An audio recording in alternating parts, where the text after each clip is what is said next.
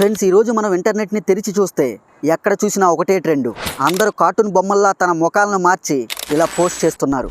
ఇది మన దేశంలోనే కాదు, ప్రపంచవ్యాప్తంగా ఇదే ట్రెండ్ ఇప్పుడు నడుస్తుంది.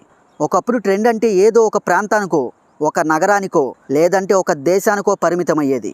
కానీ ఇప్పుడు ప్రపంచమంతా ఒకేసారి ఒకే ట్రెండ్ను ఫాలో అవుతున్నాం. కానీ మీకు తెలియని దీంట్లో ఒక పెద్ద సమస్య ఉంది. అదేంటంటే బతకడానికే ఇది ఒక అనుమానం అని ఈ ఆర్టిఫిషియల్ ఇంటెలిజెంట్ కార్టూన్ని సృష్టించిన వ్యక్తే స్వయంగా చెప్తున్నాడు.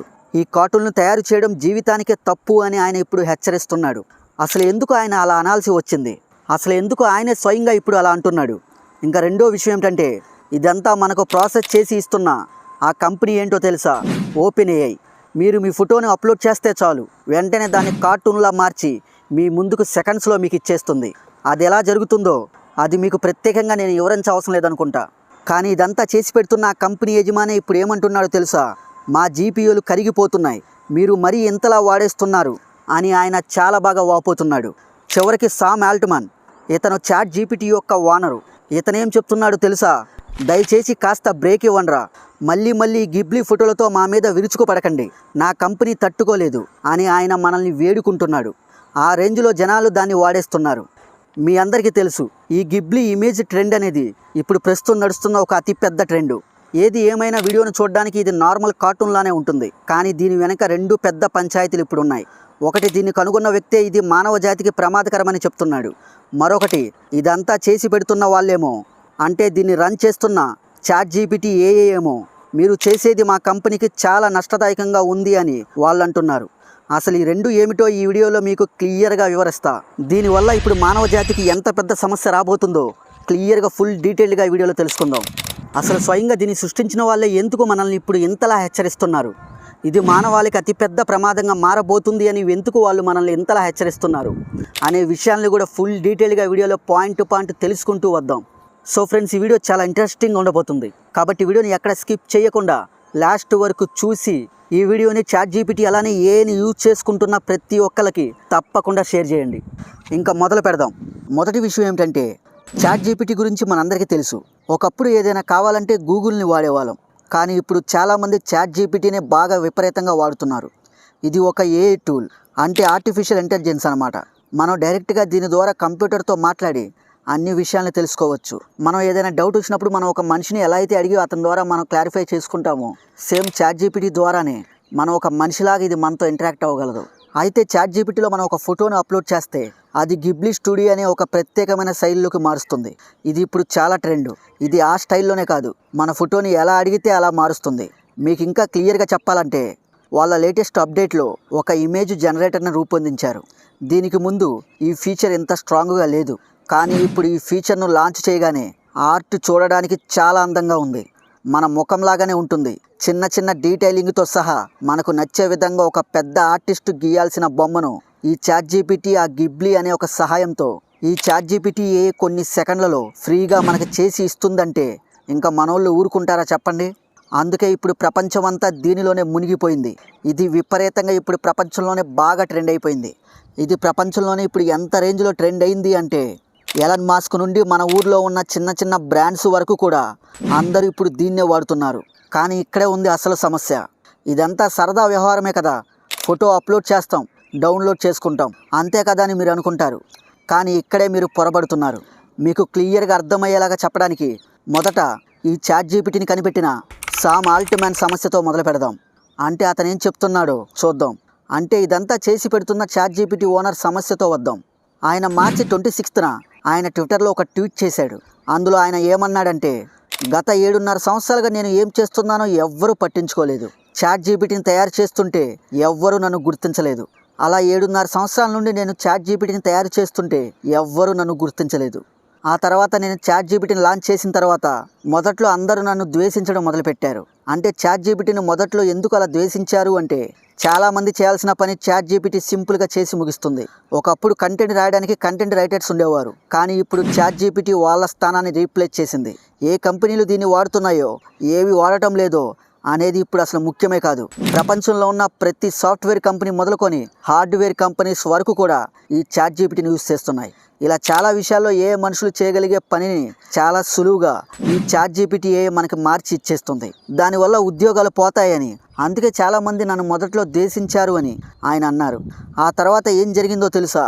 ఒకరోజు ఉదయం వందలాది మెసేజ్లు నా ఫోన్కు వచ్చాయి.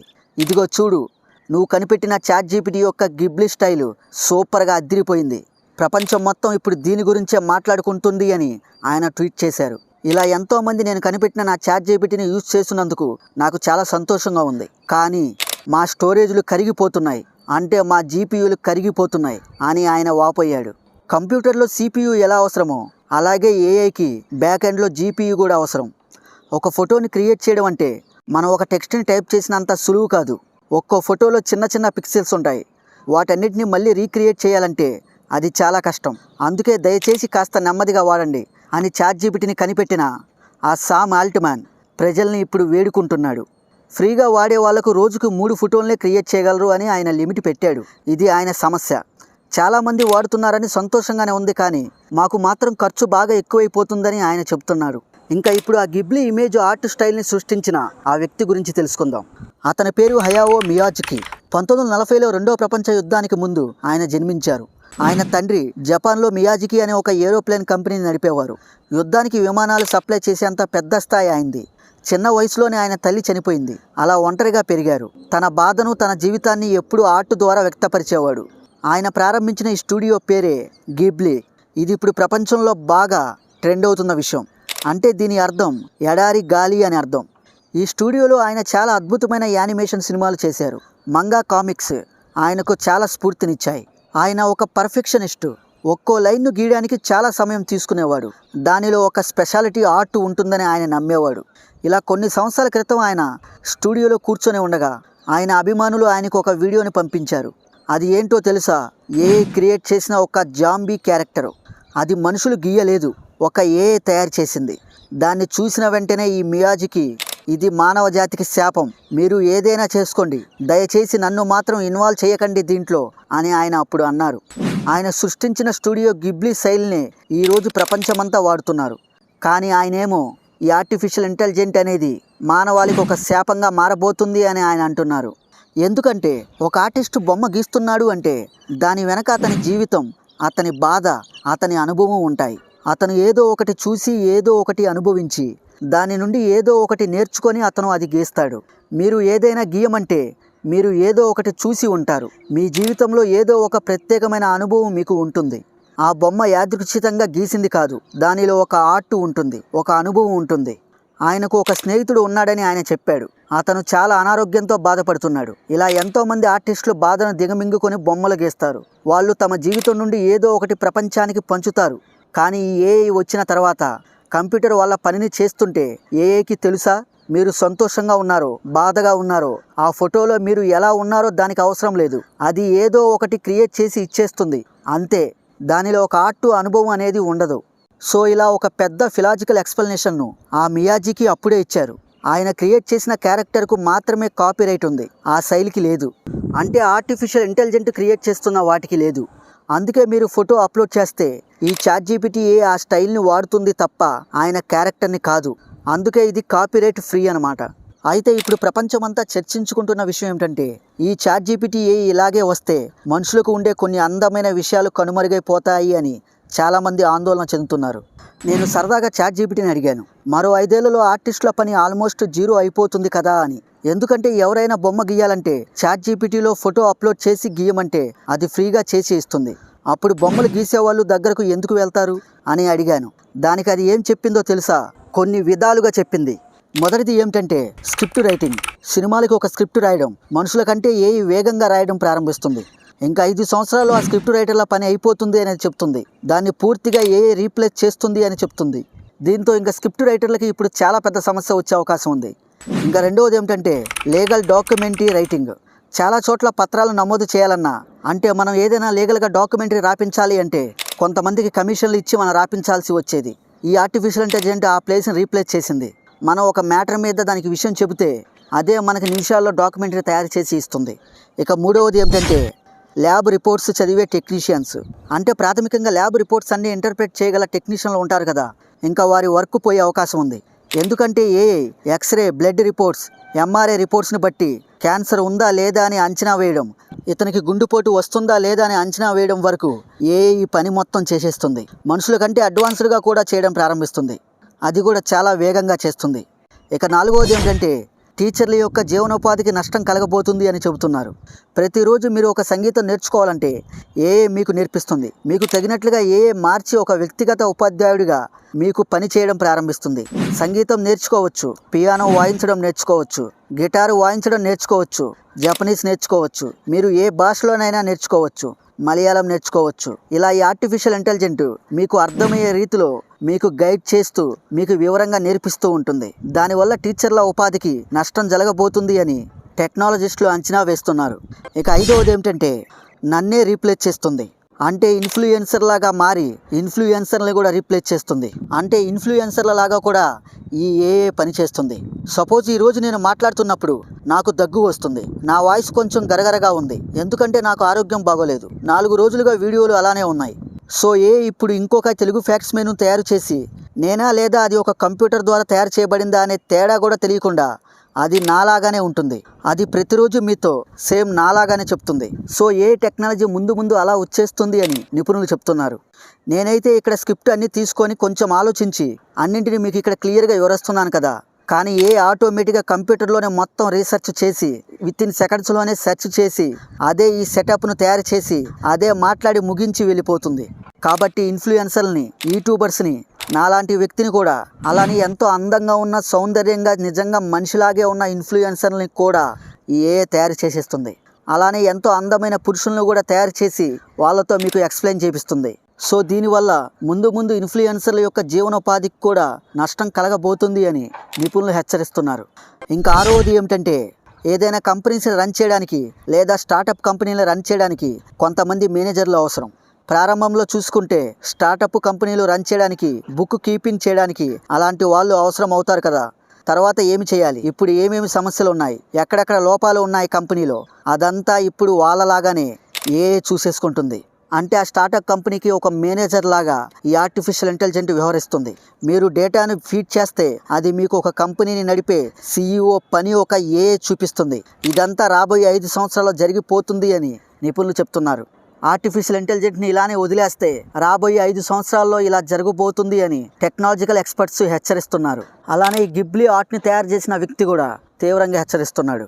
ఇంకా 7వది ఏమిటంటే ఆటోమేటిక్ యూట్యూబ్ ఛానల్స్ని రన్ చేయడం ప్రారంభిస్తుంది. ఒక కంటెంట్ని క్రియేట్ చేసి యూట్యూబ్ ఛానల్స్లో అదే వీడియోస్ని అప్లోడ్ చేస్తూ ఉంటుంది. ఇంకా 8th వన్ ఏమిటంటే ప్రభుత్వం మరియు ప్రజలు ఎక్కడ కలుసుకుంటారో ఆ స్థలంలో పని చేయడం ప్రారంభిస్తుంది అని చెబుతున్నారు. అంటే ఒక చోట లంచం ఇవ్వాల్సిన పరిస్థితి ఉంటే అక్కడ ఉంటే ప్రజలు దాన్ని ఎంచుకుంటారు. ఎందుకంటే దగ్గర లంచం ఉండదు. కంప్యూటర్ లంచం తీసుకోదు కదా, అది పని మాత్రమే చేస్తుంది. మీరు దీన్ని తీసుకువెళ్ళి ఈ డాక్యుమెంట్ ఇవ్వండి, అది సరిగ్గా ఉంటే దాన్ని ఆమోదిస్తుంది, తప్పుగా ఉంటే తిరస్కరిస్తుంది, అంతే. సో ప్రభుత్వానికి చెడ్డ పేరు తక్కువ. ఏదో ఒక మేనేజరో ఏదో ఒక ఆఫీసరో లంచం తీసుకుంటే చీఫ్ మినిస్టర్కో ప్రధానమంత్రికో చెడ్డ పేరు వచ్చేది. అందువల్ల గవర్నమెంట్ కూడా వాళ్ళ యొక్క పని కోసం అక్కడ ఏఐని ఇన్వాల్వ్మెంట్ చేసి పెడుతుంది అని నిపుణులు చెప్తున్నారు. దానివల్ల గవర్నమెంట్ సెక్టార్లో కూడా ఉద్యోగాలు తగ్గి వాళ్ళ యొక్క జీవనోపాధికి కూడా నష్టం కలగబోతుంది అని టెక్నాలజికల్ ఎక్స్పర్ట్స్ అంచనా వేస్తున్నారు. అంతేకాదు ఇలా ఏఐ వల్ల జరగబోతుంది అని స్వయంగా ఏఐనే చెబుతుంది. ఇక 9వది ఏమిటంటే ఇంకో 5 సంవత్సరాల్లో మనం ఈ జొమాటో, స్విగ్గీ ఫుడ్ డెలివరీస్ ఉన్నాయి కదా, వాటిల్లో కూడా ఏఐని ఇంక్లూడ్ చేస్తారు. సో దానివల్ల మీరు ఆర్డర్ ప్లేస్ చేసేటప్పుడు మీకు ఏమి ఇష్టమో ఇంటిగ్రేట్స్ మొత్తం అవన్నీ చెబితే, మీకు ఏమి ఇష్టం లేదో మొత్తం అన్నీ వాటికి చెబితే అవి ముందుగానే వాటి యొక్క డేటాలో ఫీడ్ చేసుకొని నెక్స్ట్ టైం కూడా మీ యొక్క అలవాటుకు తగ్గట్టుగా వాటిని తయారు చేసేసి వెంటనే ఈ డెలివరీస్ బాయ్స్ చేత మీ ఇంటికి పంపించేస్తుంది. సో ఈ ఆర్టిఫిషియల్ ఇంటెలిజెన్స్ వల్ల ఇలా ఫుడ్ డెలివరీస్లో కుక్స్గా పనిచేసే వంట మనుషులకు కూడా వాళ్ళ యొక్క జీవనోపాధికి కూడా చాలా నష్టం కలగబోతుంది అని నిపుణులు హెచ్చరిస్తున్నారు. ఇంకా 10వది ఏమిటంటే ఇది మీకే వదిలేస్తున్నాను, దీనికి మీరే సమాధానం చెప్పండి. ఎంతసేపు గిబ్లీ ఏఐ గురించి మాట్లాడుకుందాం కదా, మరి ఏఐని ఇంప్లిమెంట్ చేయడం మంచిదేనా లేకపోతే ఆపేయడమే మంచిదా అనేది మీకే వదిలేస్తున్నా. అది కింద కామెంట్ చేయండి. ఏఐ వల్ల భవిష్యత్తులో ఇలాంటి సమస్యలు ఖచ్చితంగా వస్తాయని నేను ఖచ్చితంగా చెప్పలేకపోయినా, కానీ భవిష్యత్తులో ఈ ఆర్టిఫిషియల్ ఇంటెలిజెంటే ప్రపంచాన్ని శాసించబోతుంది అని నేను ఖచ్చితంగా చెప్పగలను. కాబట్టి ముందు దాంతో మనం కలిసి జీవించాల్సిందే. సో ఫ్రెండ్స్, రాబోయే 5 ఏళ్లలో నేను చెప్పిన వాటిలో ఏ పని ముందుగా భర్తీ చేయబోతుందో కింద కామెంట్ చేయండి. అలానే ఈ ఆర్టిఫిషియల్ ఇంటెలిజెంట్ చాలా రంగాల్లోకి వచ్చేస్తుంది కాబట్టి ఇంకా మనం చాలా జాగ్రత్తగా ఉండాలి. సో ఫ్రెండ్స్, నా ఎక్స్ప్లెనేషన్ మీకు నచ్చితే ఒక లైక్ చేసి మన ఛానల్ని సబ్స్క్రైబ్ చేయండి. అలానే ఈ వీడియోని ప్రతి ఒక్కరికి తప్పకుండా షేర్ చేయండి. Thank you.